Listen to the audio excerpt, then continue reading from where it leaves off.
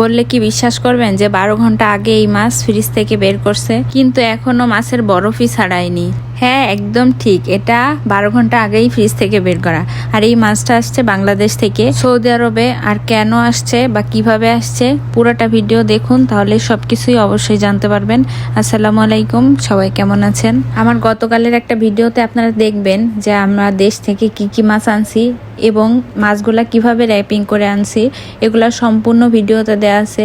এগুলা চাইলে আপনারা দেখে নিতে পারেন। তার মধ্যে কাকসি মাছটাও ছিল।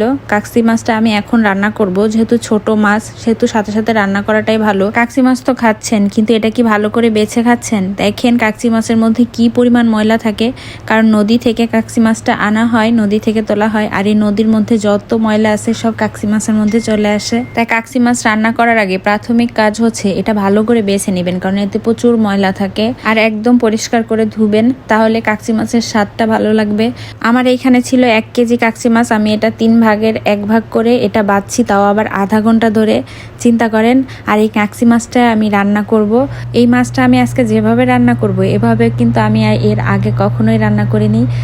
এরকম রান্না না করারও একটা কারণ আছে, কারণ আমাদের এলাকা হচ্ছে দক্ষিণাঞ্চল আর আমার বিয়ে হয়েছে হচ্ছে নরসিংদী। আমি দেখছি আমার শাশুড়ি সবসময় ছোট মাছগুলা ভাজে, মানে কাকসি মাছগুলা পেঁয়াজ মরিচ দিয়ে ভাজে, কিন্তু আমাদের দক্ষিণাঞ্চলে কখনোই এই ছোট মাছ ভাজে না, সবসময় পেঁয়াজ দিয়ে বা আলু দিয়ে বা বেগুন দিয়ে চচ্চড়ি করে।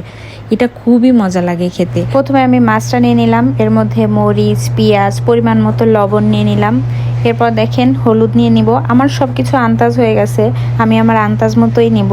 এরপর সামান্য একটু মরিচের গুঁড়া নিব, যাতে কালারটা সুন্দর আসে। এই যে দেখেন, একটু নিব জিরার গুঁড়া, ছোট মাছে জিরার গুঁড়া দিলে ভালো লাগে। এবার এটা মোটামুটি ভালোভাবে আলতোভাবে মাখাবো, চ্যাটকায় মাখাতে যাবেন না, তাহলে মাছটা গলে যাবে। এটা ছোট মাছ, কাকচি মাছ, একদম আলতো হাতে মাখাবেন। এই যে দেখেন মাখানো শেষ। এখন আমি এটা তেলে ভেজে নেব। এখন কথা হচ্ছে আমি তো 2 ভাবে রান্না জানি, এখন কোনভাবে রান্না করব? অবশ্যই আমি আমার শাশুড়ির নিয়মেই রান্না করব, কারণ শাশুড়ির ছেলেরা খাবে তো এভাবেই রান্না করতে হবে। এই যে দেখেন আমি তেল দিয়ে দিলাম ফ্রাই প্যানে, এরপর এর উপর ভাজবো।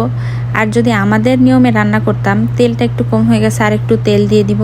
তবে যদি আমাদের নিয়মে রান্না করতাম, তাহলে এই মাছটায় যে মাখাইছিলাম এভাবেই মাখায়া একটু পানি দিয়ে একটু মাখা মাখা করে এই মাছটা রান্না করতাম, মানে একদম ঝোলও না একদম শুকনাও না, মাখা মাখা।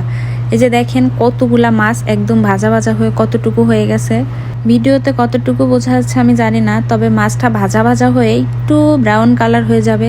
দেখেন ভালো করে দেখলেই বোঝা যাবে যে মাছটা একটু লালটা লালটা কালার হয়ে গেলেই নামিয়ে ফেলবেন। দেখেন আল্লাহর রিজিক কি জিনিস, এই মাছটা কোথায় ছিল আর কোন দেশে এসে এই মাছটা খাওয়া হচ্ছে। এইভাবে কাকসি মাছ ভাজি করলেও কিন্তু খারাপ লাগে না, এইভাবে ভাজি করলেও কিন্তু আমার মজাই লাগে। আজকে শ্বশুর বাড়ির নিয়মে রান্না করে দেখালাম, অন্যদিন আমার বাবার বাড়ির নিয়মে কিভাবে কাকসি মাছ রান্না করে এটি দেখাবো। সবাই ভালো থাকবেন। আসসালামু আলাইকুম।